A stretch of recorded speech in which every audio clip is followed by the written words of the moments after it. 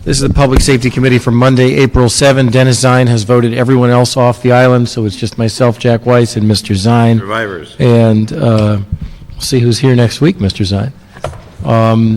Mr. Zine, there are a number of items that I believe we could handle on consent.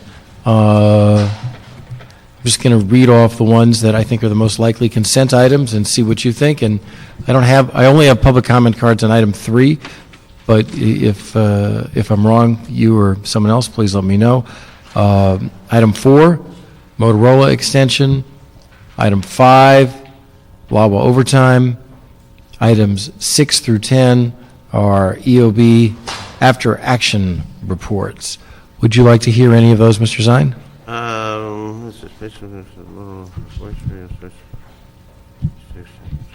No, the 4's okay, 5's okay. Yeah, those are fine. All right, so since it's a committee of 2, items 4 through 10 will be sent to the full council with recommendations from myself and Mr. Zine that they be approved. Mr. White, then let's go from the top. Item 1, Police Department to present verbal report relative to the status of DNA testing backlog and cold hits.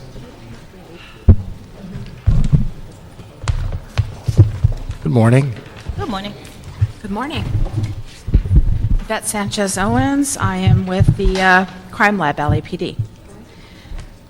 So far, as of April 4th, 2008, we have a total backlog of 7,502 cases. Of those cases, rape kits that have been requested for analysis but not yet completed equal 243 cases. All other requests for analysis that are not yet completed equal 284 cases. So far this year, this calendar year to April 4th, we have booked 237 kits into property, and 154 of those have not yet been requested by detectives for analysis. We have 180 cases assigned for analysis so far this year. 147 cases have been screened. Right now in process, we have 130 cases in screening and 145 cases in profiling. Since the inception of CODIS, we've had 775 hits. Cold hits to named suspects in 2006 equals 162 cases. Cold hits to named suspects in 2007 equal 274 cases. And so far this year, we've had 85 cases. That's up 6 cases since last week. Thank you. Lieutenant, is there anything you wanted to add or the police department wanted to add? Yes, just wanted to give you our updated stats for year-to-date through April the 7th. Your name, please. Lieutenant Tia Morris, Thank you. Robbery Homicide Division. You have to say that every week. He knows who you are. I know, but when you He call my knows you. name, He I didn't- stopped. Don't I take didn't it say personally. Yeah, I just didn't say it when you called me by name, so I'm sorry. I apologize for that. For year-to-date, totals 2008 versus 2007, we've had 96 CODIS hits versus 91 same time last year, and that is an increase of 6% for all hits. Homicide hits, we have 7 this year versus 8 last year for a decrease, a 13% decrease, and cold case homicide is handling 1 or 14% of those hits. Sexual assault hits, 54 this year versus 46 last year for a 17% increase. The cold case sexual assault unit is handling 38 or 70% of those hits. Other hits are 35 versus 37 same time last year for a 5% decrease, and that's 15 for burglary, 12 robbery, and 8 other. Of the 96 CODIS hits year to date, RHD personnel are handling 39 or 41% of those hits. And in addition to this, I know that the subject has come up before. In addition to our CODIS hits and how we get our cases at cold case, we also have print hits that we respond to as well. And we have one case that we'd like to share with you, a success case from a print hit, from a cold case. Thank you. Detective Tim Marsh, Robbery Homicide Division.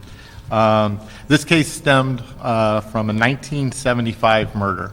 On August 21st, Mamie Johnston was brutally murdered inside of her residence at the 8400 block of 84th, the 84th Street in Los Angeles. The interesting thing about this case was that a suspect was arrested in 1993. And to kind of digest going back to 1975, this person that was arrested in 1993 went with two other people inside of this residence.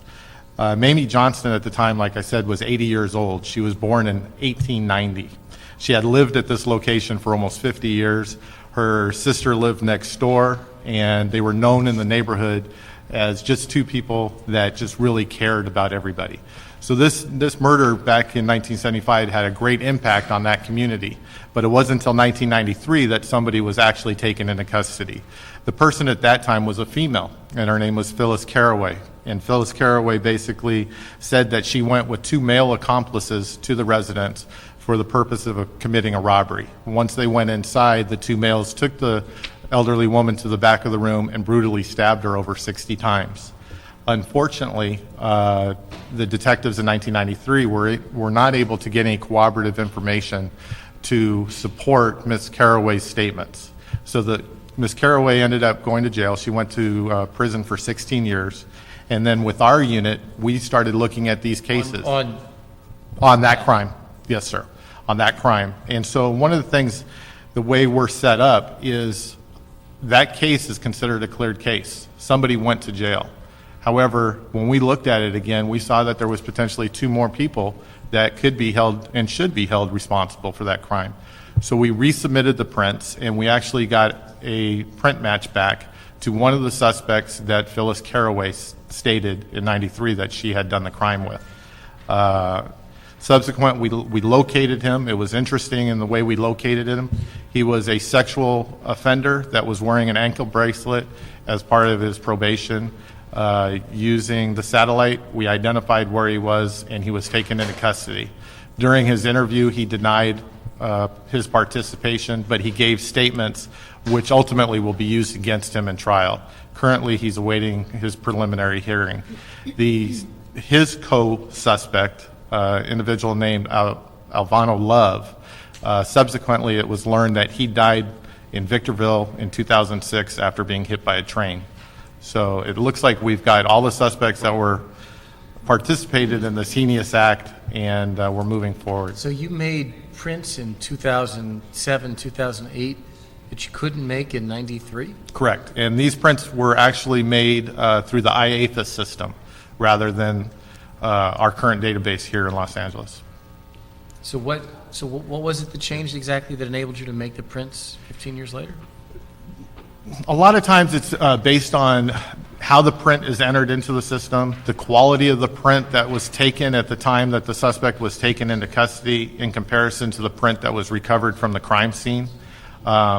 It was probably they just had better prints to work from in the IAFIS system. Or the Why we ended up getting other that. situation could be that suspect didn't have a print set in the computer system Oh, I see. at that time. Yeah, so the advancement in technology is across the board, not just with DNA, but also in the print. And then also back when Cold Case was first formed in the early 2000s, oftentimes when these cases were submitted, they would only test one item of evidence. And there might have been several items of evidence, and that's why we are going back through a lot of these cases so that we don't encounter so many of these cases that show at the division as being cleared by arrest when we still have outstanding suspects in several of those cases and other evidence to be analyzed. So we're identifying other possible suspects as well as other evidence that was not tested initially. And obviously, I assume, there's other evidence in the case, because you had more, there's corpus cop-out. There had to be something else you had on her in 93 other than her statement. Well, with the corpus cop-out, along with the fingerprint evidence recovered from the crime scene, the DA felt that there was Oh, sufficient you had evidence. fingerprints on her back in 93? Yes, Oh, yes. I see. Okay. Now, with this case, locating witnesses so many years later, do you have the ability to do that? Yes and no. A lot of the witnesses that lived in the neighborhood at that time are gone.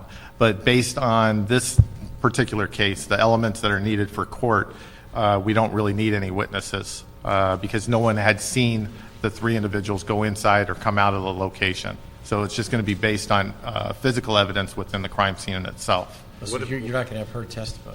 Excuse me? You're not going to have her testify. The co-accomplice most likely will testify. Yeah, it will be required, yes.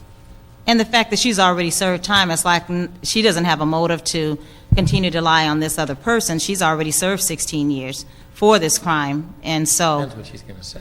yeah, well, she seemed pretty cooperative when she was interviewed.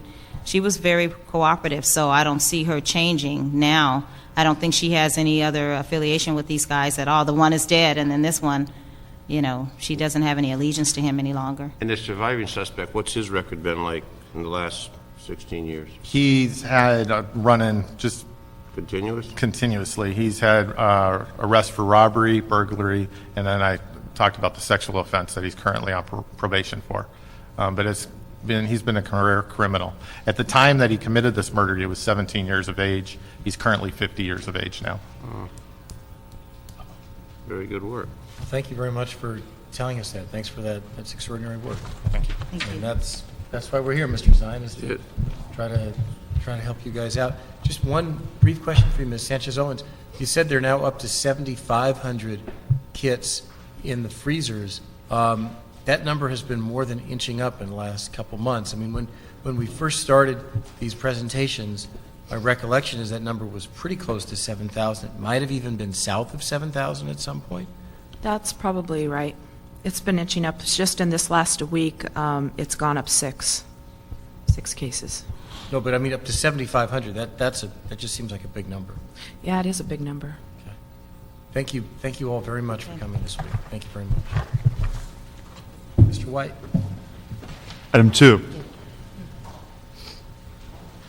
Office of Community Beautification report relative to recommendations for purchasing and installing digital cameras to record graffiti vandalism and prosecute perpetrators pursuant to motion Han Gruel. Good morning. Good morning. My name is Paul Roch. I'm the director of the Office of Community Beautification in the Board of Public Works. And we were requested to come here and speak about our surveillance camera program. Currently, the Office of Community Beautification maintains 65 the Q-Star surveillance cameras, which we have sort of geographically spread throughout the city of Los Angeles. These Those are a 35 millimeter? 35 millimeter they are. We've looked into possibly having them upgraded to digital cameras, which would make it easier for us to download the pictures. But they are currently all 35 millimeter cameras, which means we have to physically go out and change the film on a semi-regular basis. We also take those cameras and kind of move them around, maybe on a 3 to 6 month period, just try to hit some of the different hot spots around the city in each of the council districts. We generally work with the senior lead officers, the council offices, and the graffiti contractors in those particular areas to determine locations where we might want to possibly move them to. The cameras do seem to have a pretty good effect at deterrence as far as keeping taggers or illegal dumping out of the locations where they are placed. We haven't gotten a whole lot of good quality pictures that we've been able to use in any sort of prosecution manner, but again, they do serve a deterrent effect. We also, on occasion, have worked with some of the council offices that have secured funding either through community development block grant funding or street furniture use funds to purchase cameras for their particular districts. Some of them have purchased Q-Star cameras. Typically, in Council District 2, Wendy Gruel is working with her neighborhood councils to purchase cameras and getting, she's paying half the cost and the neighborhood councils are paying the other half, and they are purchasing the digital cameras in their particular area. Some of the community development block grant funds, and when there was the TNI programs a few years ago, some of those funds were used to purchase the types of cameras that will provide a live feed via the internet so that local LAPD division is able to log on to the internet and get a live action photo of what might be happening in that particular area, similar to the cameras that have been posted in MacArthur Park And that gives them the opportunity to see something going on as it's happening and deploy a patrol unit out to the location in hopes that they'll be able to make an arrest. Those are much more effective towards actually getting people, arrested or caught. The problem, of course, is they're also much more expensive. Typically in upwards of over $20,000 a camera, plus you have to install the appropriate equipment and stuff like that in the police divisions as well. Okay. We have a card from Mr. Sanjurjo from CD15. Thank you. Eric Sanjurjo, Councilwoman Janice Hahn. We just wanted to state our support for trying to come up with a formal citywide program along the lines of what Mr. Rox has explained that CD2 is doing. And just like to point out, it seems like that might be a good model to ask neighbor councils to pay for half the money, or perhaps if we're going to be taking away unspent monies in the next budget cycle, we could also look at appropriating a percentage of that fund for this purpose. As I say, neighbor councils, a lot of their money probably is on the table right now in the budget. They may want to spend it themselves before the council does it for them. And on April 21st, there's a Congress of Neighborhoods, and perhaps your bureau could be there explaining the opportunity, because this is something that they can pretty easily, just with one work order, kind of make it happen. Also, I was just going to suggest perhaps we should ask the CAO to do an analysis of the cost-benefit. If it's only $150 to move a camera, it doesn't seem like it'd be that expensive to move them around several times, and then you'd have to prorate, $7,000 over whatever the life of the camera is on a yearly basis. It may be cheaper than actually cleaning up the graffiti. So if there is a deterrent factor, I think it'd be interesting to quantify how much are we deterring, how much is that saving the city, and can we justify this as an expense? Other cities like London do this not just for graffiti, but also to deter crime. We heard some testimony in council during the resolution on the anniversary of Martin Luther King's death, talking about how they'd like to see more cameras in South LA specifically to deter crime at certain intersections where there's gang activity. Perhaps we'll have more prosecution of criminals when we have a higher quality camera, so it might be interesting to hear if other cities like Montebello, who've had more success with this type of programs, how that works. Let me just ask you this, which is that Ms. Hahn put this motion in that asked for a blueprint for a citywide program of graffiti deterring or catching cameras. And so that was the request in the motion. And what we've received is a report from your office that says, here's how the cameras that exist today work. So CD15 is seeking some blueprint to do more of this, whether it's citywide or at least in parts of the city that have a real need for it. So I guess I'd ask both of you if you want to work together and come up with what that blueprint ought to be. If you want to come up with a task list for CLA or CAO, I'm happy to ask them to do that. Let's just come up with a to-do list here. Okay. Yes, Sure. or is that what you want to do, or I do you think that want would to be just have helpful, the yes. report? And I think it would be good to get the CAO involved, because it's going to be a dollar and cent issue at some point, too. Well, how would you like to proceed? I mean, what I guess I could do is simply ask the CAO's office to work with both of your offices to ask that both of you come up with, a short, smart to-do list for the CAO to look at so that they could report back further on how to do more of this. Is that okay with you guys? That'd be great. Yes. Mr. Zine, do you have any questions on the item? Yeah, the cost. I was at the National League of Cities conference and I discussed this with a New Orleans police officer. They've got an extensive video program there, and their costs were a lot lower than what we're paying for these cameras. How much shopping are we doing on the digital? I think the 35 millimeter are really out of date. Yeah, they are. We purchased those back in about 2000. They are very much 8 out years, to date. and so. 35 is really no longer state of the art, so everything's digital, so much easier. But the cost, have we done a comparison with the vendors that have those digital cameras for that type of activity? Whenever we do purchasing or something, and we haven't purchased any additional cameras for several years now, we do look around and kind of do cost comparisons, and I think they probably fluctuate up and down just depending who's in the area and who's doing what. I know that City of Whittier recently purchased cameras that are kind of activated at the sound of a spray paint can going off. They They got 10 cameras for $1 million, so. I just think that the shopping around, because it sounds like what they're using in New Orleans used to be working. They've got the digital card they put in, they take it out, they download it. Very, very efficient. I know we've got one, at least I know in my district, and I saw the quality of the pictures, they were terrible. Right. And I think it's really a waste of everyone's energy to use that system that's 8 years old, that's out of date, and if we're going to do something, I support the program, but my focus is the deterrent is going to jail, and to catch the thugs and put them in jail instead of this slap on the hand.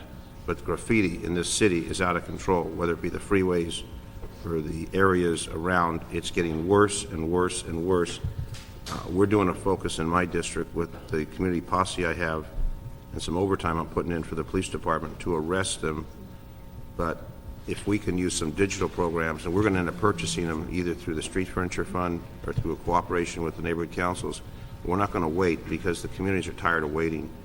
And I know the eradication program, they do it the best they can, but by the time they get around to it, more walls have been destroyed by the graffiti, and it's really becoming an issue that's affecting communities all over the city, and they're fed up with it. So what I would suggest while you're doing your research, try and get some competitive pricing on some digital units that can be portable. Digital meaning we have to take that card out and download it, not so much connected to the internet system, which are probably a lot less expensive. But this issue, and I commend the Councilmember Hahn and Gruhl for bringing it forward, you talk to community groups and they're just absolutely disgusted with it, and not much is being done. The camera will record it, and then someone needs to arrest those people and then seek the prosecution and go after the parents for civil claim. But no matter where it is, it's absolutely out of control. Yeah, If you can get back some pricing, because we're going to, probably before you finish your report, purchase some units for the West San Fernando Valley. okay, that's certainly, I mean, we would look at cost comparisons and stuff. I can say as far as graffiti abatement, I agree it is out of control. Graffiti abatement crews last year removed 33 million square feet of graffiti citywide, more than they ever have. I mean, they're out there working, and they're just not enough crews that we can afford to keep up with the amount of tagging that's going on. And it's not thousands of taggers.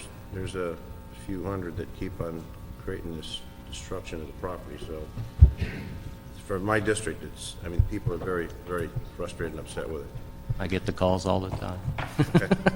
All right, well, thank you for that. And again, CD15, it's your motion. Is that okay with you to work with the Yes, office thank you. and to work with CAO to come up with a task list and see if they can come up with some proposals to make this program bigger? That'd be Okay. great. Thank All you. right, so if you work with them, and then we'll hear it back at the appropriate time. Okay. All right, thank you very much. Last item, please, Mr. White. Item 3, Board of Public Works report relative to environmental clearance, mitigated negative declaration, and mitigation monitoring plan for Fire Station 82 project at 5769 through 77 Hollywood Boulevard. Okay, I have a fire station. Yeah, not police station. I have, I don't see anybody here on the item who isn't CD4. The only public card that's been put in is from CD4, and I assume that this is a normal ministerial report that we have before us. Is there any reason the report needs to be heard? Is there something about it that the committee needs to discuss? Hey, can we put a soccer field there? I see Reza back there. He's the soccer region czar, so I need to bring soccer up. So is there anything we need to do as a committee, or should we just approve the report? All right. All right, done. We'll, is it a note and file or a? Approve, okay. We'll do that. Thank you for that. Is that the end of the agenda, Mr. It is, White? sir. No cards, no hands, that's it. Thanks. Where's everybody else today? Thank you. Mr. Smith is in Sacramento. For what? Mr. Parks is busy. I can't say that. You can say campaigning. Working hard. Wait, how are you, man?